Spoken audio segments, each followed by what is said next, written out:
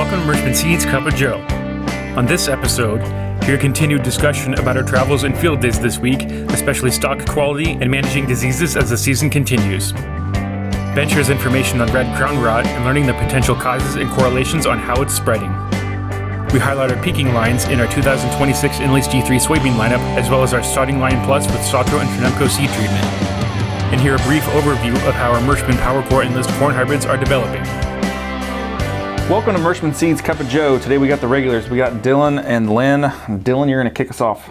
Yeah, so we've got a lot of field days that we've been traveling to, so a lot of road time that we can, a lot of window time to look at crops. And I think as we move along, kind of stuff is starting to die down, but you can kind of notice every once in a great while it's definitely more sporadic in spots where there'll just be some ghosted plants while everything else is still green, and that comes from crown rot that we're seeing. So if you would cut open the stalk all the way down to the crown, that's obviously where it gets its name, but then it's going to be brown. It's going to be nothing's moving, so that's why it's died off early. But it comes, that infection starts early on in the growing season, just like any other disease in soybeans or corn. It all starts whether it be like compacted soils, saturated soils, cold weather, all that when it's taking up all that early moisture in the spring. And now as we get moving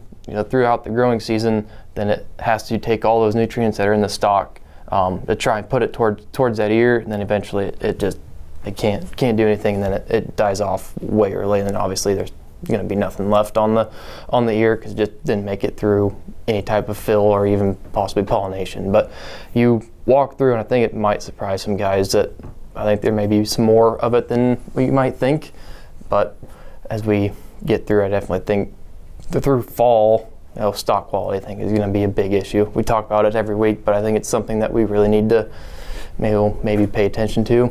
Stuff might start going maybe a little bit quicker than we would like. We hope we don't have any bad winds or southern rust. It just keeps going, that it's just going to eat away the stalk integrity and not be able to stand. Yeah, so now is the perfect time to be out looking, because as the season is coming quickly to a close now, if there's some still green left out in those plants, you can really see where different styles of management are keeping things either alive or progressing into harvest faster than what we want, as you alluded to there.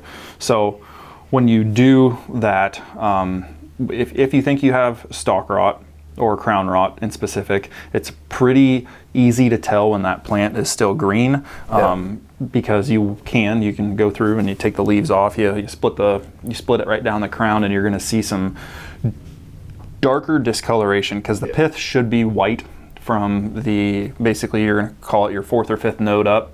The corn plant, you should have white, clear, strong, like turgid pith from there all the way down into the base of the crown, where your first 4 or 5 nodes are there down in the base. And when crown rot really shines, because you'll see a darker brown, not necessarily brown, but off color, yellow, tan, darker pith right there at the base of the soil line. So it's going to be a little bit hard to tell. If you're looking at ghosted plants, it's probably going to be this time of year. You're just going to see a dead plant. Yeah. For sure. But if you want to look for it earlier in the season, it's definitely something to look for. Things that we can do to manage that. You're looking at different fungicides in furrow. Xyway is one that we use here when we do our testing and research here at Merschman's. There's other less expensive options that can go in furrow or 2x2 that guys use for sure. From a meristem standpoint, they have some max defense and max stack style products that have some biofungicide qualities. So there's definitely ways that we can manage it. And as we push earlier and earlier for planting and try to get across as many acres as possible, we will deal with cool, wet soils, and it's definitely something we need to keep in mind. I think one too that would point out, if you don't see ghosted plants, maybe check out the plants that you thought are exhibiting symptoms similar to sulfur deficiency. Check out some of those. Just make sure you split that to make sure that it may or may not be mimicking symptomology that's very similar, which right now, and for the viewers in Southeast Iowa, we're seeing a lot of sulfur deficient looking corn. Just go and spot check a few of those, make sure that that's not the issue. Here locally, the reason why is because we had a massive rain event. So we denitrified, lost sulfur, probably lost a little bit of boron, all those soil mobile nutrients. But just to make sure that you're identifying the right disease or right symptomology, because to your point, now we can make the differentiation to make sure that we're managing it for next year. We don't want to guess that, it was sulfur. We go on, sulfur is one of those. I don't know if we found the law of diminishing return yet, but with the spin, maybe you don't want to put on more sulfur because that's not your really issue. You need to be going after crown rot. And I think crown rot is one of those not underappreciated, because we don't appreciate, but it's more of a silent yield robber probably here locally than what we're giving it credit for. I think we have some symptomology. It kind of goes unnoticed, but there's an opportunity to have even more bushels. And when you have big bushels already, you probably just go, I'm fine. But I mean, there's still more left on the table. We're going to talk about maybe next week some double fungicide timing stuff there for getting more bushels. So it's one of those that don't be content, because the ones that are pushing the envelope and finding or maximizing their return are going to be the ones that definitely have a little more air cover per se going into a lower commodity market, but being able to market more bushels at market more bushels at a ROI that is very effective. So right. Yeah, now would be a good time as well. You're not going to be able to see the ghosted plants necessarily from drone footage, but now would be an excellent time to be getting the drone up in the air and finding the differences, if there's any patterns that are out in the field, if there's any variety differences, if you split the planter. We spent some time up in the air the beginning of this week, and there's definite differences out in fields. You can definitely see where the helicopters missed. Here in northeast Missouri, we were hearing guys of shelling corn, 60 bushel differences between the fungicide applied fields versus the non-fungicided acre. So you're talking a difference between 160 bushel corn and 220 bushel corn. So definitely something that guys should be looking at, and because now is the time. If you're not already at that, let's say you didn't plant 105-day corn and it's ready to go, or 102-day corn and it's ready to go, now is the time to be able to see those differences and make plans for next year for sure. One of the other things, it's a hot topic. It's been across social media the past couple weeks. I'm getting pictures. I've been getting pictures the past couple weeks. Red crown rot is definitely present.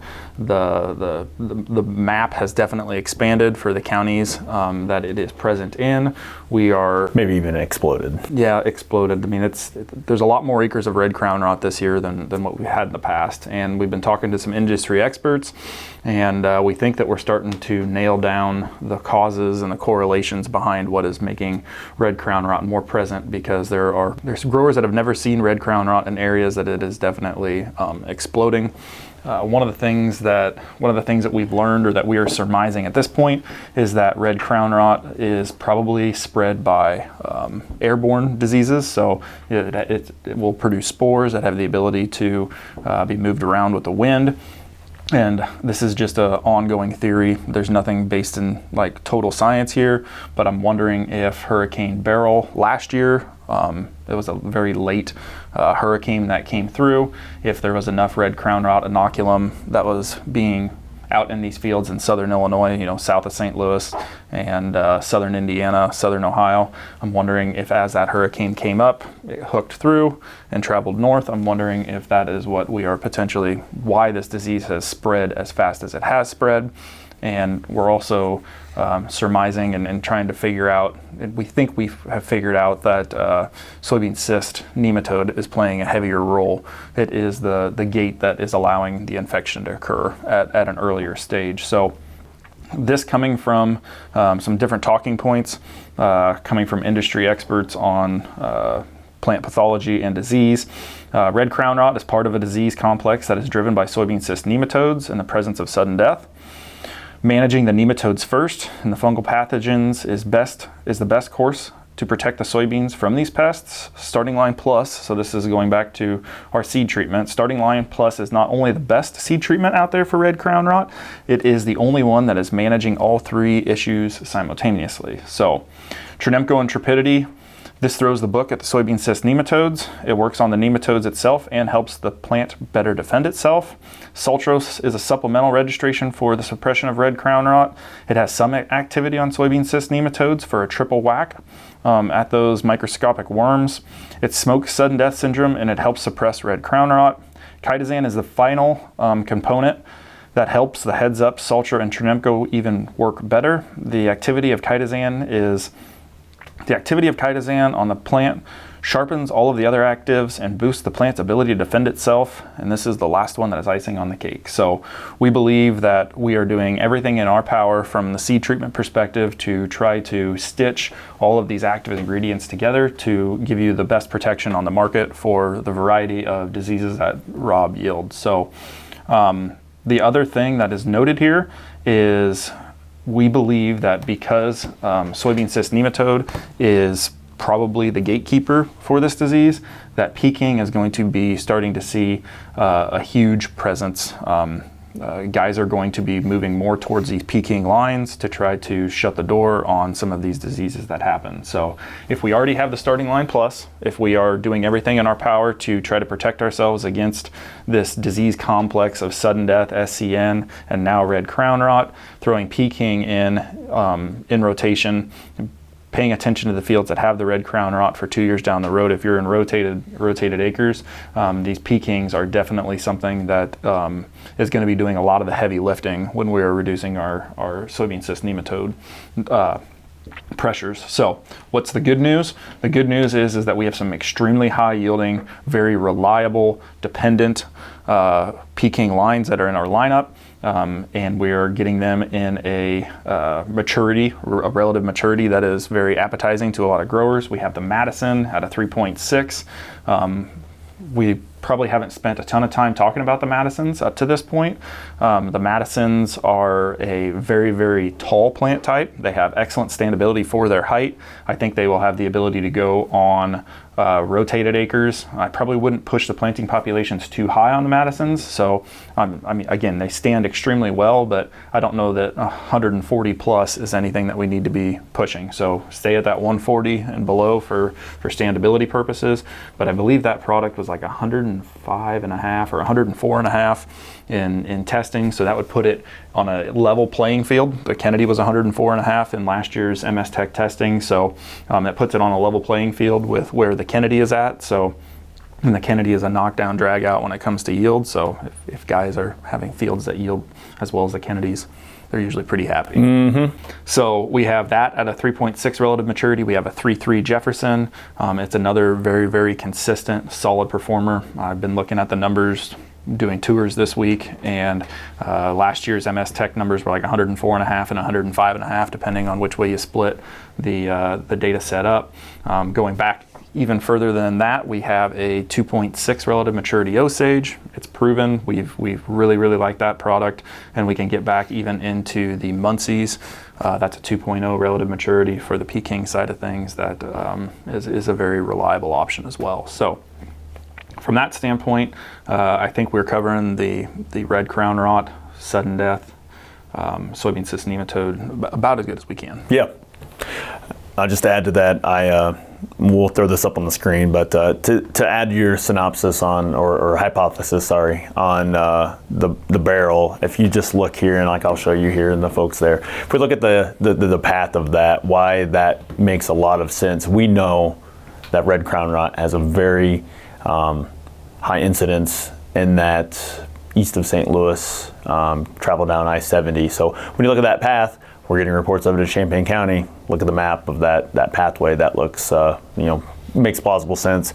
Then also when you think about when Beryl came through at the end of June, early July, a lot of vegetative growth in our beans, but also during that time in that area, they were experiencing a little bit of some stress that if some of those rows didn't get closed, then you're able to, blow air through that field, pick up that inoculum, and you're talking 50, 60, 70 mile an hour wind at the ground level. If that gets into the, higher in the atmosphere, that can carry for a long ways and ride that clear into Canada there. So definitely one anecdotal for sure, but if I was in that pathway, I would definitely be looking at Peking beans in a rotational piece there. And I think some of it too, with what we're seeing in Champaign County especially, I'd be very curious to see how we yield through this, because it's one of those that, and some of the testing that we had seen related to that, it's kind of like sudden death a little bit. Like, yeah, you have symptomology, but some varieties will express it, but has the ability to perform extremely well with that, from a yield standpoint, even with the expression happening in that late July timeframe. So, still gathering information for sure. Not downplaying the situation. We know how to manage it. We'll see what some of the stuff that we're seeing this year, how that comes out to yield. But definitely needs to be on the radar for sure. And even in areas that didn't follow that, I mean, it's one of those that if it does follow in a pathway with wind. All of the Midwest is subjected to wind at some point in time, whether that be a hurricane or spring, summer, fall, tornado, thunderstorm events. I mean, we can just as easily get east winds as we can west winds sometimes around here. So nobody's, I don't want to say safe, but it's just something you got to be mindful of for sure. Right. And the problem when we're dealing with newer diseases like tar spot or red crown rot is there is definitely a learning curve, and we typically rely on the universities to help us get these things under control, not from like a disease suppression standpoint, but like how do they react? How do the spores, like what fungicides would potentially be effective against them? How do they overwinter? All of these different cues on how we can best protect ourselves against it. And this one's brand new or fairly new, and there hasn't been a bunch of research done on it yet. So nothing that we have said is more than educated speculation at this point. So we definitely think that we have one of the best packages around to help defend ourselves against it. Well, yeah, you talk about that. I mean, talking with some folks in the private sector that are doing research on it, part of the reason why it's so hard to research as well is because of its lack of ability to stay where they want it to be. Some researchers are hesitant to do research on it because they don't want to then, if they've got a very secure area that they're doing testing in for multiple other issues, they obviously don't want to introduce red crown rot and have it blow through their testing site. So it's kind of where tar spot has a problem because they can't, make it grow in a lab per se to study it. Red crown rot, they probably could, but in the testing sites, they don't really want it there because they don't want to compromise the whole facility. So there's an aspect of in-field studying that has to go on that probably delays our time of knowledge, I guess, for lack of better terms. But look at tar spot though. I mean, yes, it's an issue, but look how fast we have come in the management and how, I don't want to say unfearful, but it's not as scary a word as what it was 3 years ago. I mean, we talk about tar spot 3 years ago. We were not feeling great when that first incidents happened. Now, we know a little bit more about the efficacy of different products. We know a little bit more of the natural plant ability of certain hybrids to handle it.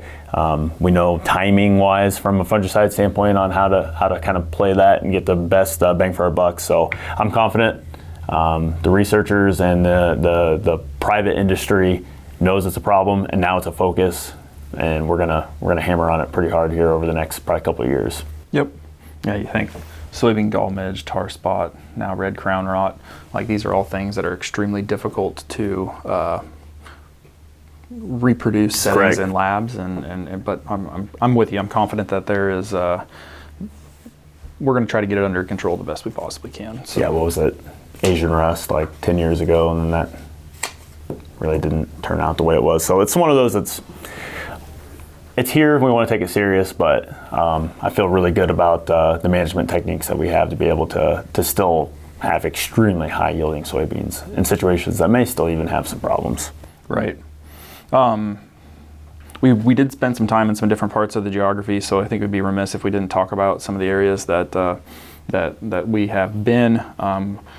Lynn and I were in Nebraska in a couple different spots, south central Nebraska, eastern Nebraska, south central or southeast Nebraska is kind of the geography we've been in, looking at plots. The crop out that direction looks absolutely phenomenal. Not a lot of disease pressure that direction from a rust or a tar spot perspective. What they are fighting out that direction is wind. So there was a couple areas of some hail and corn that was laid down pretty good, but that's not uncommon for the Nebraska acre.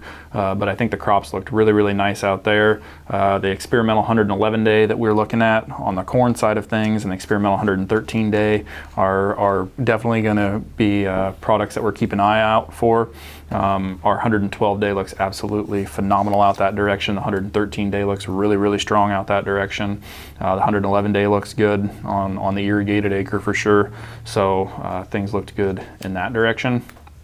You want to talk about northwest Missouri? Yeah, so the corn, I would say, at least even talking with the guys down there, they say it looks phenomenal, even maybe potentially better than last year, and they had a really good year last year.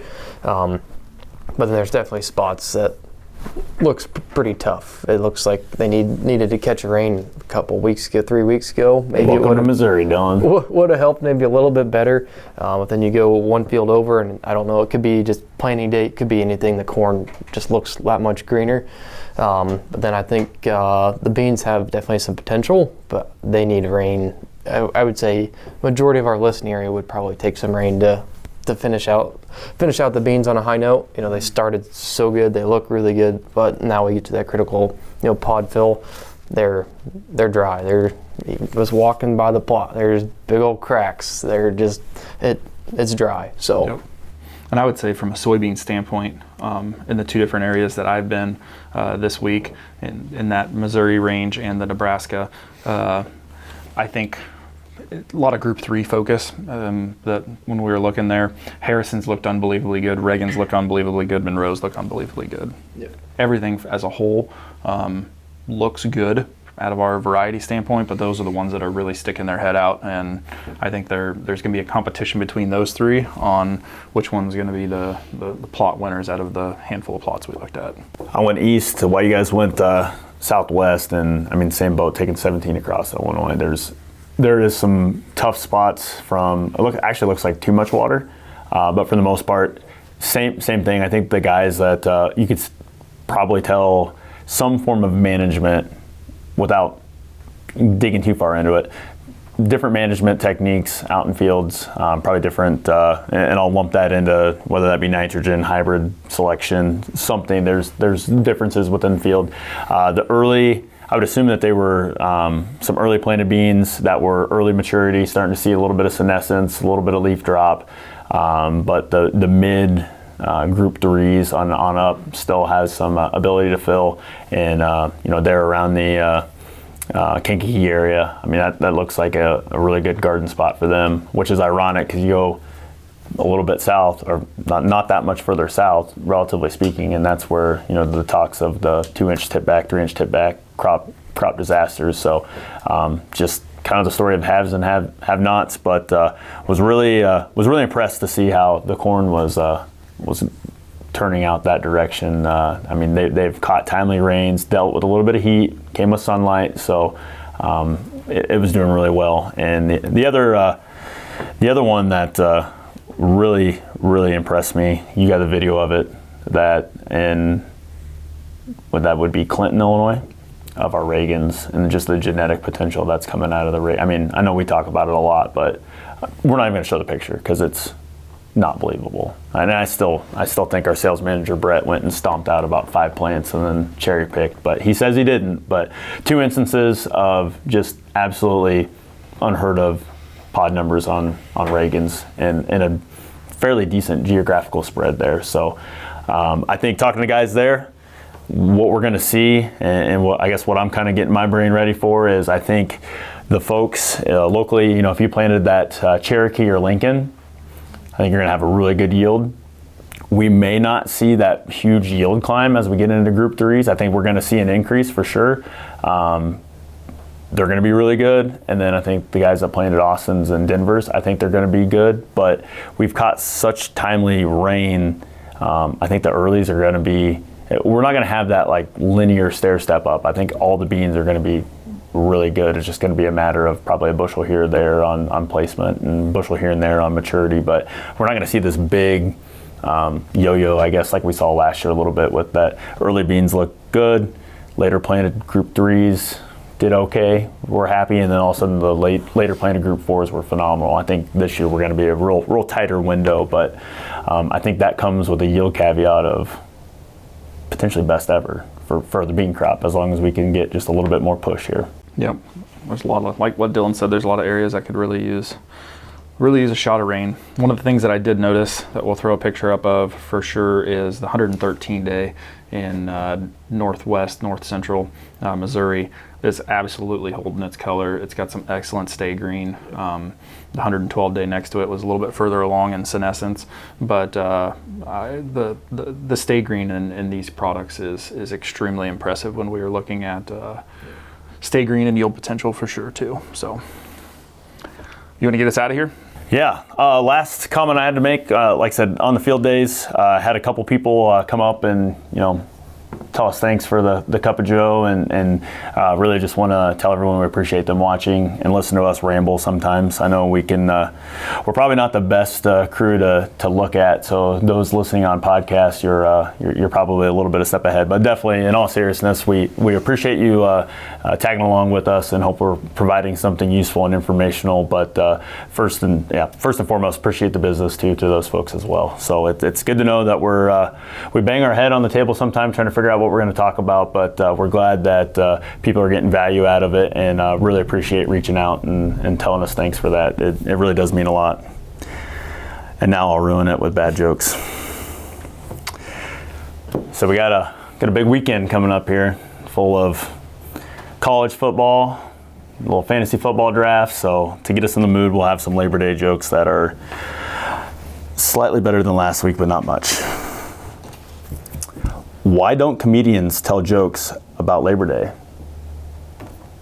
They don't work. Why aren't boys born on Labor Day? There's no mail delivery. We're getting better.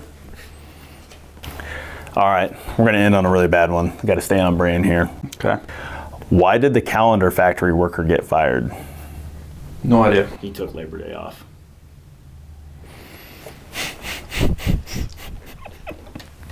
Come on, Dylan. Took Labor Day off. Okay. Well, you get it? Like he pulled it off the calendar? All right. I got it. All right. Perfect. Well, appreciate you, Lynn, for getting us out. Hope everybody has a safe Labor Day. Harvest is coming right around the corner, so be out there scouting, getting notes for planning on next year. As many people say, the first day of planting actually is when harvest starts. So you're always planning for next year and seeing how we can make things do better. So we hope everybody is safe, and we will catch you next week.